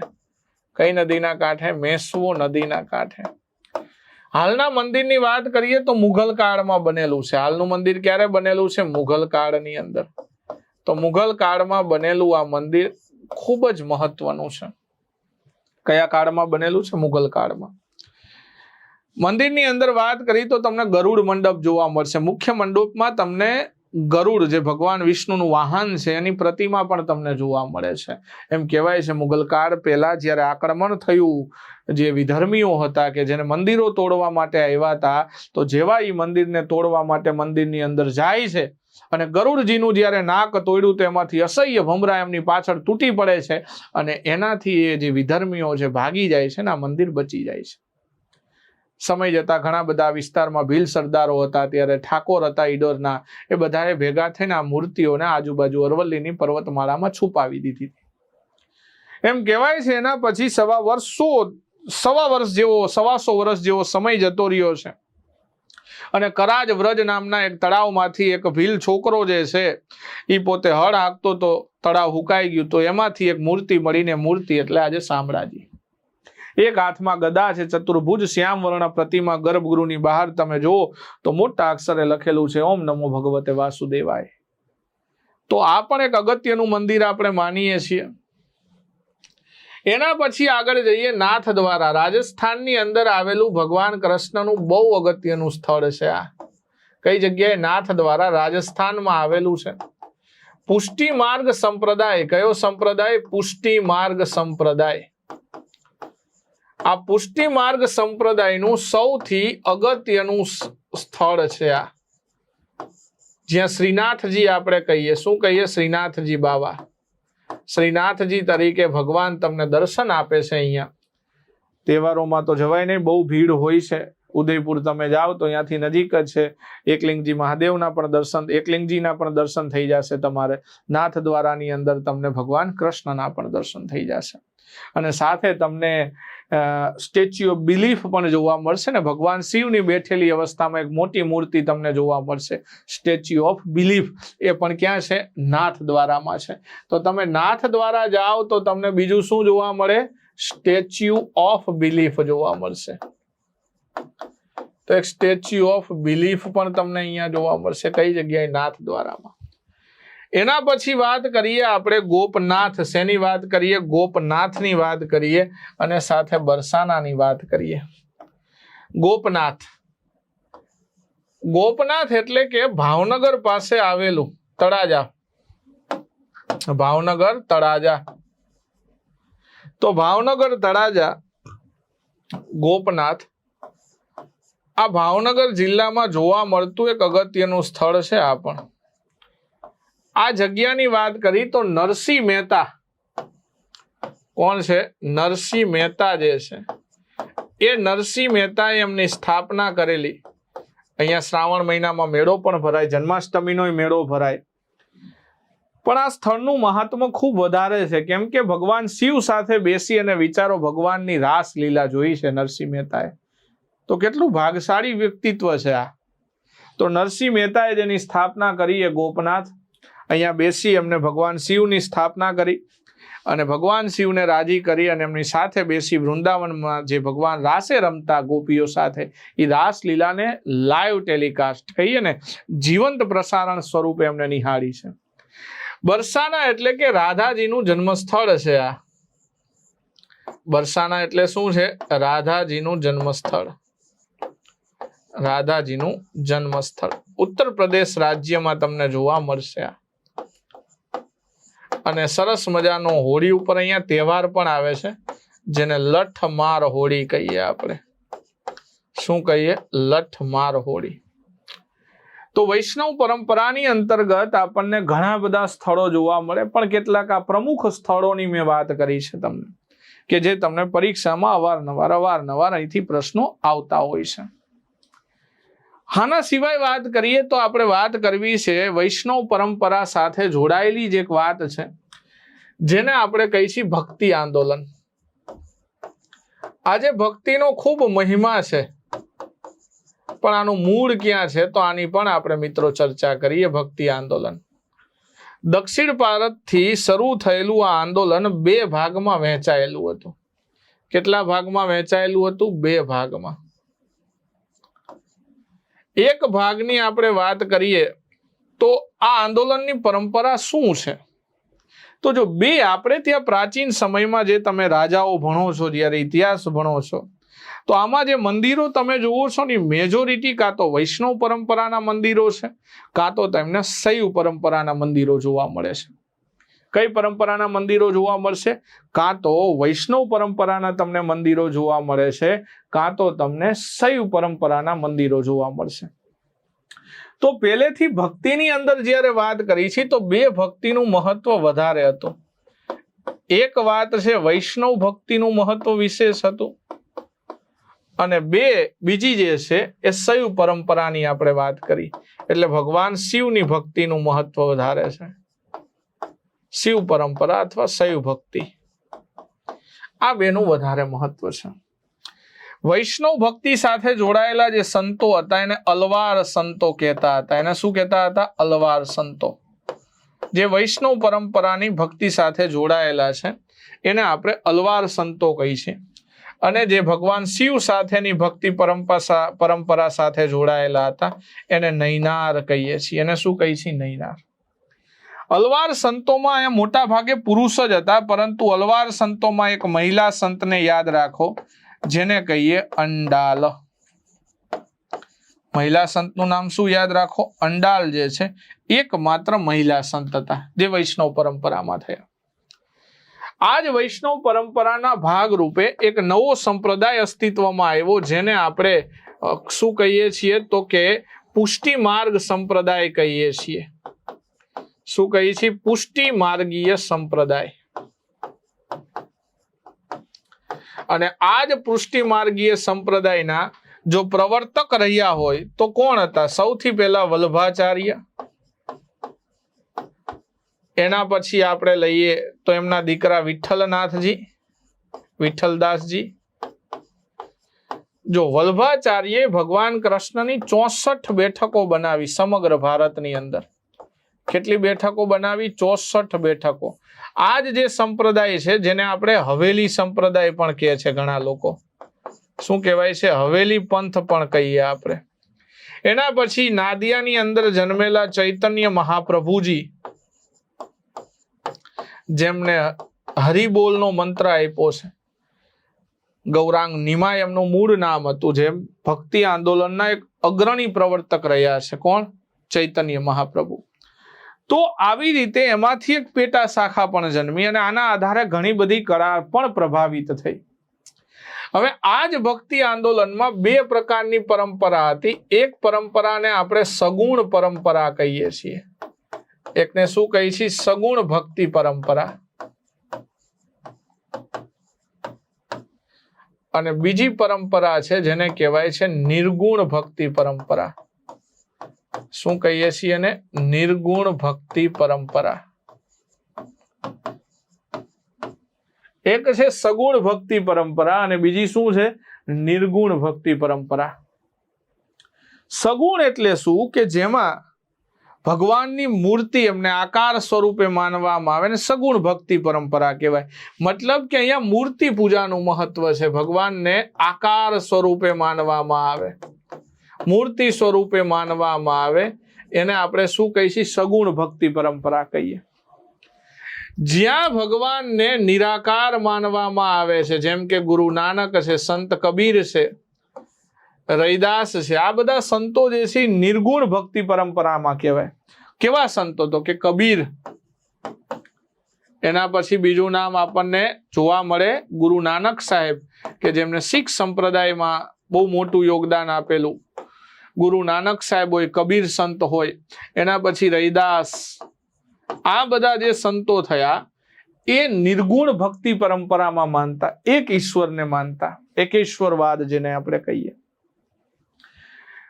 એના પછી અહીંયા સગુણ ભક્તિ પરંપરામાં તો તમને ઘણા બધા પ્રમુખ નામ જોવા મળે, જેમ કે નરસિંહ મહેતા. નરસિંહ મહેતાની વાત કરીએ, મીરાબાઈની વાત કરીએ. આ બધા ભગવાનની સગુણ ભક્તિ પરંપરામાં માનતા હતા. એ સિવાય પંઢરપુરની અંદર જે વારાકરી સંપ્રદાય તમને જોવા મળે, વિઠોબાએ જેમની શરૂઆત કરી, તો આ બધા જે છે એ વૈષ્ણવ પરંપરા સાથે જોડાયેલા ભક્તિ આંદોલનના અલગ અગત્યના સ્વરૂપો હતા. આ બધા શું હતા? એક અગત્યના સ્વરૂપો રહ્યા છે. તો આટલી વસ્તુ તો મને ખબર પડી કે સાહેબ આ ભક્તિનું મહત્વ કેમ આટલું પ્રચલિત થયું. તો એનું કારણ હતું ભક્તિ આંદોલન. શું હતું? ભક્તિ આંદોલન. એના પછી આપણે વાત કરીએ કે વૈષ્ણવ પરંપરાની કલાઓ વિશે વાત કરી. શેની વાત કરી? વૈષ્ણવ પરંપરાની કલાઓ. પરંપરાની કલા. ઘણી બધી કલાઓ તમને જોવા મળે. નૃત્ય જોવા મળે, સંગીત જોવા મળે. ઘણા બધા તમને શું જોવા મળે? નૃત્ય પણ જોવા મળશે આના અંતર્ગત. તો એક તો નૃત્ય કલા તમને જોવા મળે. આ સિવાય એક આપણે સંગીત કલા પણ જોવા મળે. પેલા નૃત્ય અને સંગીતની વાત કરી વૈષ્ણવ પરંપરા સાથે. તો સૌથી પહેલા ઘણા બધા નૃત્ય થાય છે આપણે ત્યાં ગુજરાતની અંદર, કે જે એમના સાથે જોડાયેલા છે. જેમ કે અલગ અલગ પ્રકારના રાસ થાય છે આપણે. તો રાસ પણ શું છે? વૈષ્ણવ પરંપરા સાથે જોડાયેલું જ એક નૃત્ય છે. હવે આ રાસના ઘણા બધા તમને પ્રકાર જોવા મળશે. આ રાસના શું જોવા મળે છે? ઘણા બધા પ્રકાર જોવા મળે. એના પછી તમને શાસ્ત્રીય નૃત્યમાં પણ વૈષ્ણવ પરંપરા અચૂક જોવા મળે છે. કયા નૃત્યની અંદર? શાસ્ત્રીય નૃત્ય પરંપરામાં પણ તમને જોવા મળે. એના પછી ઉત્તર પ્રદેશમાં થતી રાસલીલા, આમાં પણ તમને ખાસ કરીને વૈષ્ણવ પરંપરા જોવા મળે. આમાં પણ શું જોવા મળશે? વૈષ્ણવ પરંપરાનું તત્વ જોવા મળે. ભક્તિ નૃત્ય, નૃત્ય દ્વારા ભક્તિ કરીએ આપણે. એના પછી ઘણા બધા લોક નૃત્યો પણ હોય છે કે જેમાં તમને વૈષ્ણવ પરંપરાની અસર જોવા મળશે. શું જોવા મળશે? ઘણા બધા લોકનૃત્ય. તો આ બધાની આપણે વાર્તા કરીએ. હવે રાસની જ્યારે વાત કરીએ તો રાસ જે છે એ મૂળ લાસ્ય શબ્દ ઉપરથી આવ્યું હતું. કયું? લાસ્ય. લાસ્ય એટલે એમ કહેવાય કે માં પાર્વતીનું આ નૃત્ય છે. કોનું નૃત્ય છે? માં પાર્વતી સાથે જોડાયેલી આ નૃત્ય પરંપરા છે, જેમાં રસોનો રાજા એટલે શૃંગાર રસ. આનું મહત્વ સવિશેષ હોય. શેનું હોય? શૃંગાર રસ. પાર્વતી માતા આ નૃત્ય ઉષાને શીખવાડેલું. ઉષા એટલે કે ઓખા હરણ થયું, અને એ જ ઓખા હરણની ઘટનામાં એમ કહેવાય છે પછી ભગવાન કૃષ્ણના જે પૌત્ર હતા અનિરુદ્ધ, એમની સાથે ઉષાના લગ્ન થયા. એટલે ઉષા પરણીને દ્વારિકા આવ્યા, અને દ્વારિકાની અંદર આ નૃત્યનો પ્રચાર થયો, અને એમાંથી રાસ શરૂઆત થઈ. તો લાસ્યનું અભ્રંશ થઈને રાસ બન્યો છે. સૌથી જૂના રાસ તરીકે આમાં ઉલ્લેખ જોવા મળે છે, જેને આપણે કહીએ છીએ હલ્દીશક રાસ. કયો રાસ કહીએ છીએ? હલ્દીશક રાસ કહીએ આપણે. આનો ઉલ્લેખ તમને જૂના પુસ્તકો એટલે કે હરિવંશ પુરાણની અંદર જોવા મળે છે. શેમાં જોવા મળે છે? હરિવંશ પુરાણ. તો હરિવંશ પુરાણની અંદર તમને હલ્દીશાકા રાસનો ઉલ્લેખ જોવા મળે છે રાસીય પરંપરા સાથે. એમ કહેવાય છે કે ભગવાન જ્યારે વૃંદાવનની અંદર ગોપીઓ સાથે રાસે રમતા, શરદ પૂર્ણિમાનો તહેવાર હોય, ભગવાનને ખૂબ પ્રિય છે આ તહેવાર. શરદ પૂર્ણિમાનો તહેવાર છે. ભગવાન કૃષ્ણ વચ્ચે મધ્યમાં ઊભા છે, વાંસળી વગાડે છે. ગોપીઓ એકબીજાનો હાથ પકડીને ગોળાકાર નર્તન કરે છે, સાંકળ રચીને. આ રાસ એટલે હલ્દીશાકા રાસ. તો એ તમને સૌથી જૂનો રાસ જોવા મળે, ભગવાનનો પ્રિય રાસ છે. એટલે રાસ એક સંઘ નૃત્ય છે. જો રાસ શું છે? એક સંઘ નૃત્ય પ્રણાલી છે, જે ગ્રુપની અંદર આ નૃત્ય થાય, એકલા નો થાય. આ કેવું છે? સંઘ નૃત્ય છે. મહિલા અને પુરુષો સજોડે આ રાસે રમે છે. શાસ્ત્રીય નૃત્યમાં ઘણા બધા નૃત્ય છે. જેમ કે હું એક નૃત્યનું નામ લઉં સૌથી પહેલા તો કથકલી. આ કથકલી નહીં, કયું? કથક નૃત્ય. કથક પછી બીજું લઉં હું સત્રિયા, ત્રીજું લઉં કુચીપુડી, એના પછી મણિપુરી, અને એક નૃત્ય લઉં ઓડિસી. આ જે બધા જ નૃત્ય છે એમાં તમને કંઈક ને કંઈક શાસ્ત્રીય નૃત્યમાં પણ વૈષ્ણવ પરંપરા જોવા મળે. લખવાની જગ્યા નથી, પણ એક એક નૃત્ય વિશે હું તમને કહેતો જાઉં. સૌથી પહેલા જો વાત કરીએ કથક. કથક આપણે બધા જાણીએ છીએ, ઉત્તર પ્રદેશની અંદર જ્યારે રાજા હતા વાજીદ અલી શાહ, એમને આ નૃત્યને પ્રમોટ કર્યું. પેલા મંદિરોની અંદર કૃષ્ણ ભક્તિ માટે જ થતું, પણ મુઘલો અને નવાબો જે છે આ મંદિરને દરબાર સુધી લઈ ગયા, અને પછી એક મનોરંજનનું સાધન બની ગયું. બીજું નૃત્ય છે સત્રિયા. સત્રિયા આસામની એક જાણીતી શાસ્ત્રીય નૃત્ય પરંપરા છે. આને પાછળથી શાસ્ત્રીય નૃત્ય કેટેગરીમાં મૂકેલું છે. આપણે કઈ તારીખ યાદ રાખશું? 15 નવેમ્બર 2000. આ દિવસે આને શાસ્ત્રીય નૃત્યનો દરજ્જો મળ્યો. હવે અસમની અંદર શું છે? એક વૈષ્ણવ મઠો હોય, એને સત્ર કહે છે. જે ભગવાન વિષ્ણુ સાથે જોડાયેલા મઠ છે એને આપણે શું કહીએ છીએ? સત્ર કહીએ છીએ. શંકરદેવ નામના એક સંત થયા, એમને આ નૃત્યને પ્રચલિત કર્યું, એટલે વૈષ્ણવ પરંપરાના મઠ સત્ર ઉપરથી આનું નામ સત્રિયા બન્યું. આ પણ એક જાણીતું શાસ્ત્રીય નૃત્ય છે. કુચીપુડી, જે ખાસ કરીને આંધ્રપ્રદેશની અંદર યજુર્વેદી બ્રાહ્મણો દ્વારા થાય છે. કઈ જગ્યાએ? આંધ્રપ્રદેશ રાજ્યમાં યજુર્વેદી બ્રાહ્મણો દ્વારા થતી એક આ નૃત્ય પરંપરા, કે જેનો વિષય હોય છે ભાગવત પુરાણ. એટલા માટે એમાં જે પાત્રો હોય એને ભાગવત મેલા પણ કહે છે. નૃત્યને ઘણી જગ્યાએ ભાગવત થાલું પણ કહેવામાં આવે છે. તો એક એ નૃત્યમાં પણ તમને શું જોવા મળે છે? આ પણ એક સમૂહ નૃત્ય છે કુચીપુડી. મણિપુરી, જે મણિપુરની અંદર તમને જોવા મળે છે, કે જેમાં રાધા કૃષ્ણના પ્રેમના ભાવને દર્શાવવામાં આવે છે. લીલા કલરના ચણિયા પહેરેલા હોય, કુમિન જેને આપણે કહીએ, તો એ પણ એક જાણીતું નૃત્ય છે. એના પછી અહીંયા લખું હું ઓડિસી. ઓડિસી જે છે ઓડિશાની અંદર ખાસ કરીને એક સમુદાય છે જેને મહિરસ સમુદાય કહેવાય છે. શું કહેવાય છે? મહિરસ સમુદાય. અને આ જે મહિરસ લોકો જે છે, કોણ? આ મહિરસ. આ મહિરસ લોકોની જ્યારે વાત કરીએ તો એ દેવદાસ તરીકે જગન્નાથ મંદિરમાં ભગવાન જગન્નાથની સેવા કરતા, અને એ લોકો ભગવાનને રાજી કરવા માટે નૃત્ય રજૂ કરતા, જેને શું કહેવાય છે? તો કે એવા નૃત્યને ઓડિસી કહેવાય છે. ચાલતું ફરતું હસ્તશિલ્પ કહી શકો તમે, કેમ કે એમાં મુદ્રાઓ અઢળક ઉપયોગ થાય છે. શરીરને અઢળક અલગ અલગ ભાગોમાંથી વાળી અને એની નૃત્ય સ્વરૂપે રજૂ કરવામાં આવે. તો બહુ જાણીતું નૃત્ય એટલે કયું? તો કે ઓડિસી.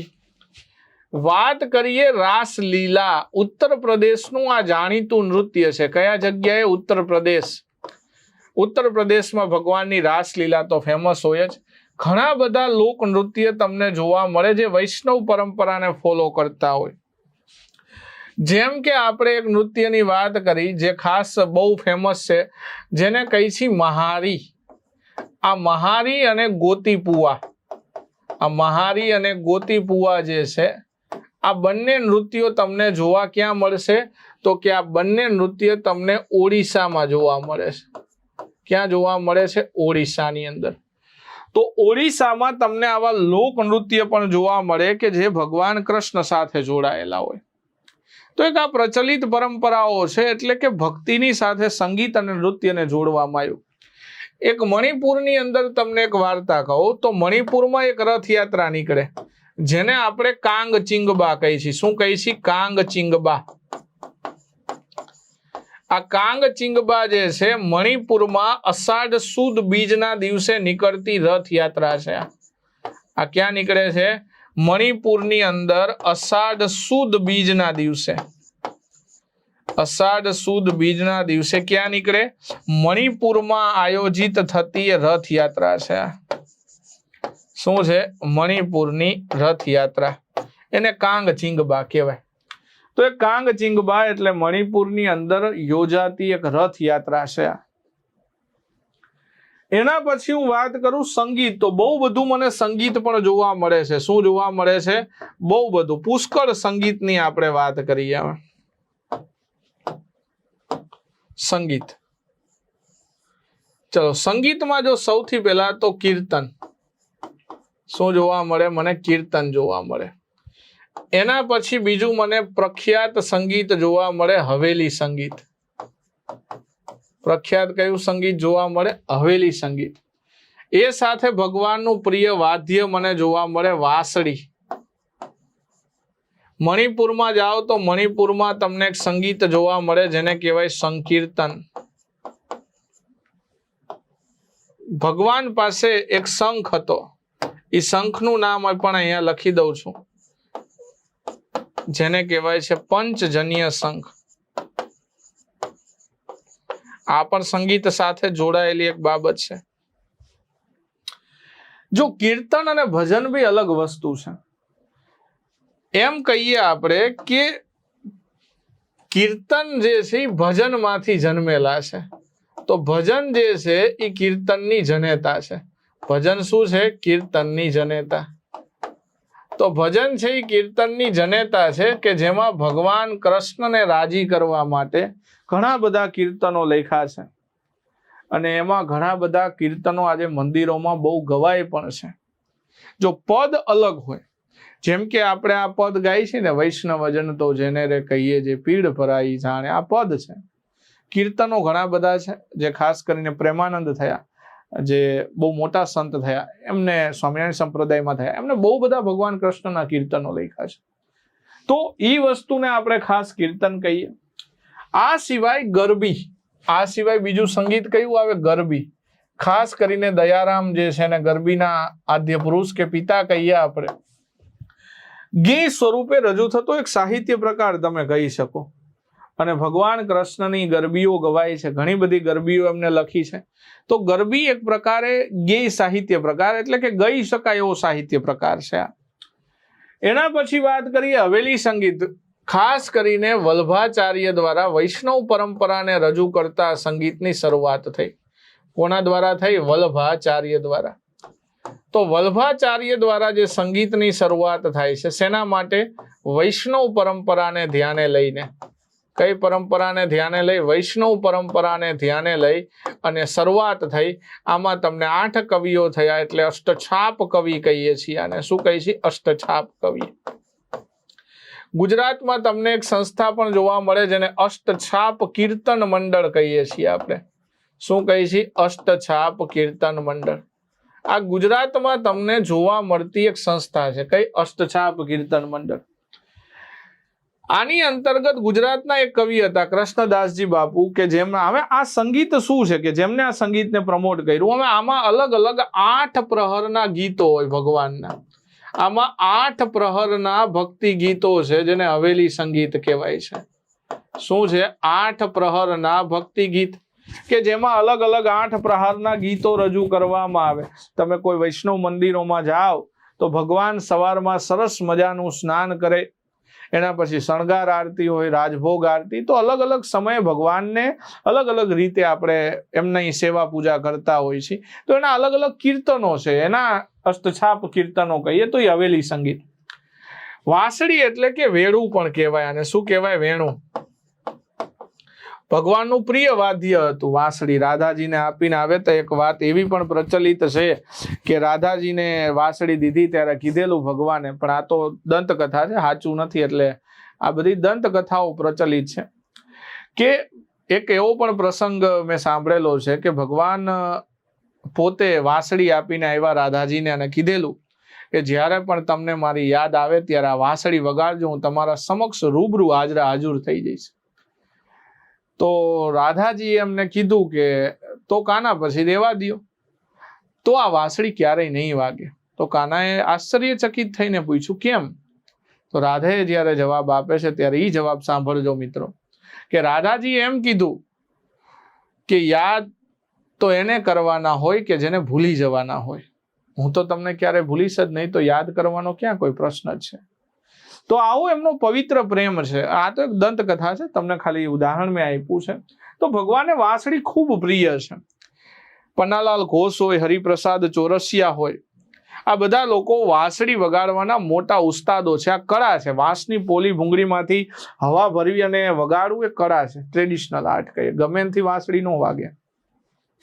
સંકીર્તન મણિપુરની અંદર ગવાતું આ એક સમૂહ ગાયન છે કે જે ભગવાન કૃષ્ણના સન્માનમાં કે વૈષ્ણવ પરંપરાના સન્માનમાં ગવાય છે.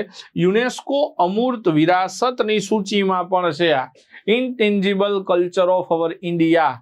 આપણે યુનેસ્કો સાઇટ જેમ કહીને મૂર્ત વિરાસતો હોય એવી રીતે અમૂર્ત વિરાસતો પણ હોય છે. એવી રીતે શું હોય છે? અમૂર્ત વિરાસત પણ હોય. તો અહીંયા તમને સંકીર્તન જોવા મળે. શું જોવા મળે? સંકીર્તન. એના પછી તમને જોવા મળશે શંખ. શંખ જે છે ભગવાનને આ એકમાત્ર એવું સુશીર વાદ્ય છે કે જે કુદરતમાંથી મળી આવતું હોય. કુદરતમાંથી મળી આવતું એક વાદ્ય એટલે શંખ. આ પણ ભગવાન પાસે છે જેનું નામ છે પંચજન્ય શંખ.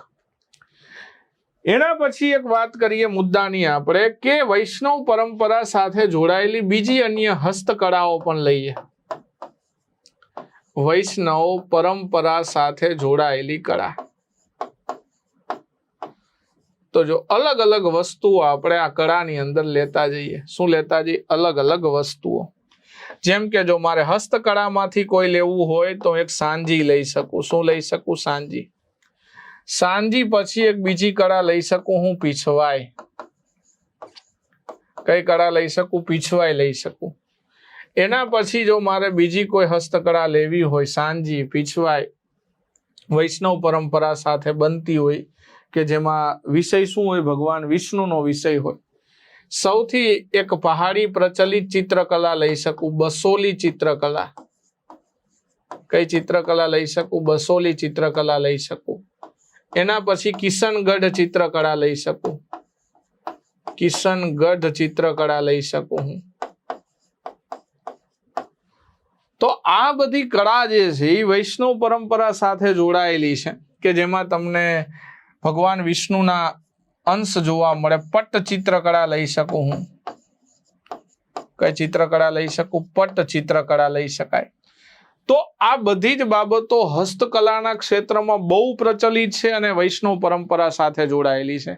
શેના સાથે જોડાયેલી છે? વૈષ્ણવ પરંપરા સાથે. જેમ કે સૌથી પહેલા હું વાત કરું સાંજી. શેની વાત કરું? સાંજી. સાંજી જે છે ઉત્તર પ્રદેશ રાજ્યની પ્રચલિત કળા છે. કયા રાજ્યની છે? ઉત્તર પ્રદેશ. આ ઉત્તર પ્રદેશ રાજ્યમાં જોવા મળતી એક આ કલા છે. શું છે? ઉત્તર પ્રદેશ રાજ્યમાં જોવા મળતી એક આ કલા છે. જનરલી આપણને ખબર હોય કે જ્યારે આપણે દિવાળીનો પ્રસંગ આવે ને ત્યારે ઓલી રંગોળીઓ કાગળની તૈયાર મળે, જેને છાપી અને એમાં સીધા રંગ ભરી દેવાના હોય અને એ ઉઠાવીને એટલે એક રંગોળી તૈયાર થઈ જાય. તો એવી જ એક કળા છે કે જેમાં કેળના પાનના બનેલા અલગ અલગ બીબા હોય, જેને સાચા કહેવાય. શું હોય આમાં? કેળના પાનના બનેલા અલગ અલગ બીબા, પાનમાંથી બનેલા બીબા હોય આમાં. અને આ બીબા જે છે એને સાચા કહેવાય. શું કહેવાય? સાચા. અને એ સાચાનો ઉપયોગ કરી એમાં રંગ ભરી અને કલર રંગોળીઓ તૈયાર થાય. વૈષ્ણવ મંદિરોમાં હોય જનરલી આ ઉત્તર પ્રદેશની અંદર. તો આને સાંજી કહેવાય. આને શું કહેવાય છે? સાંજી. એના પછી વાત કરું પીછવાઈ. પીછવાઈ બહુ જાણીતી એક કળા છે જે તમને બધી જગ્યાએ વૈષ્ણવ મંદિરોની અંદર જોવા મળે છે. કઈ જગ્યાએ? વૈષ્ણવ મંદિરો. ગુજરાત અને રાજસ્થાનની પ્રચલિત આર્ટ ફોર્મ છે. ગુજરાત અને રાજસ્થાન. ખાસ કરીને જે નાથ દ્વારા છે રાજસ્થાનનું. કયું? નાથ દ્વારા. આ નાથ દ્વારા જે છે એ આનું પ્રમુખ કેન્દ્ર છે. રિલાયન્સ ફાઉન્ડેશન આ કલાના જે કારીગરો છે ને બચાવવા, કલાને પ્રોત્સાહન આપવા માટે ઘણો પ્રયત્ન કરે છે. ગુજરાતમાં તમારે જો કોઈ જગ્યાએ પીછવાઈના નમૂના જોવાની ઈચ્છા થાય, શું જોવાની ઈચ્છા થાય? પીછવાઈના નમૂના. તો તમે જતા રહેજો કેલિકો મ્યુઝિયમ. કયું મ્યુઝિયમ જતું રહેવાનું? Calico museum. ત્યાંથી તમને આ પીછવાઈના નમૂના મળી જશે. ક્યાંથી મળી જાય? કેલિકો મ્યુઝિયમમાંથી. તો બહુ જાણીતી એક કલા કેલિકો મ્યુઝિયમની અંતર્ગત સચવાયેલી જોવા મળે. પીછવાઈનો મતલબ થાય લટકણિયું. જે મૂર્તિની પાછળ એક લટકણિયું, એક પડદો રાખવામાં આવે ને પીછવાઈ કહેવાય. જનરલી આના અંતર્ગત શરદ પૂર્ણિમા છે, ગાયના ચિત્રો છે, આવી બધી વસ્તુ તમને જોવા મળે. ઘણા લોકો ચિત્રકળાથી બનાવે, કોઈ ભરતકામ હોય, કોઈ બ્લોક પ્રિન્ટિંગ, અલગ અલગ રીતે આને બનાવવામાં આવતી હોય છે.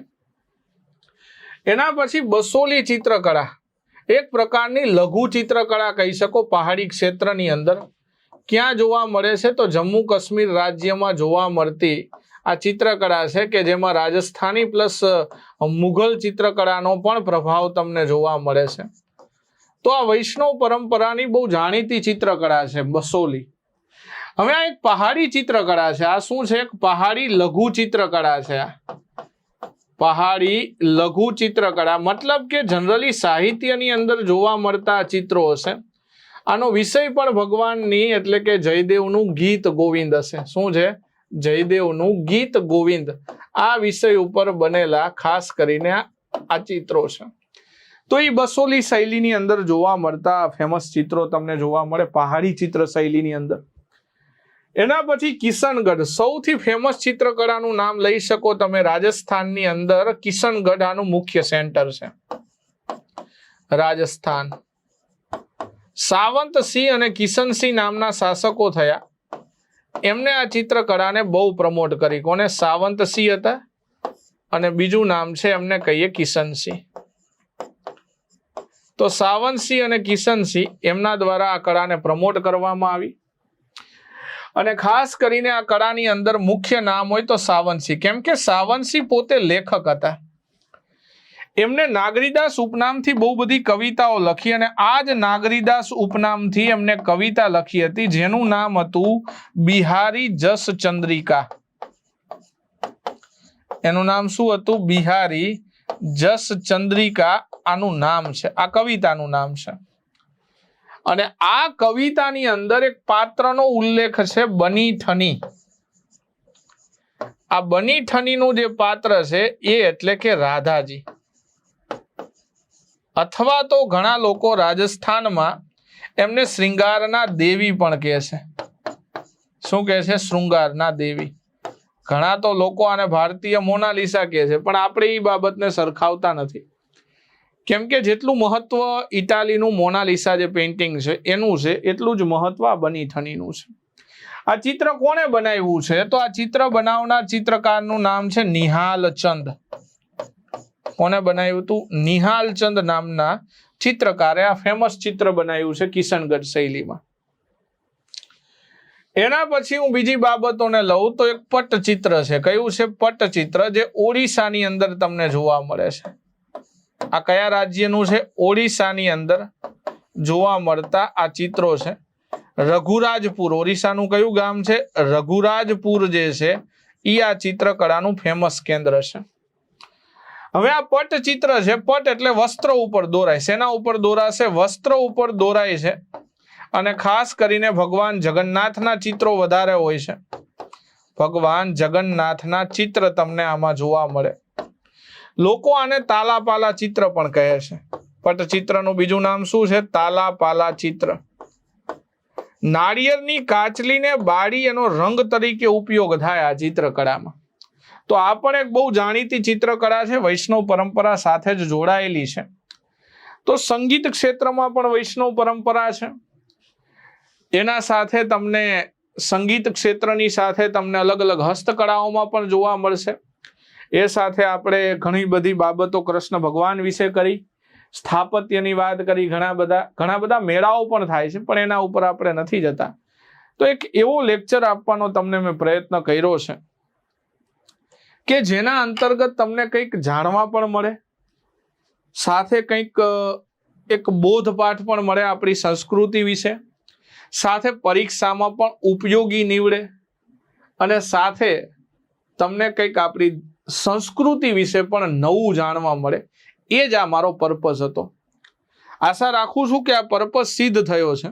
તો સિદ્ધ થયો હોય તો કોમેન્ટમાં જરૂરથી કહેજો સાહેબ કે ના મજા આવી.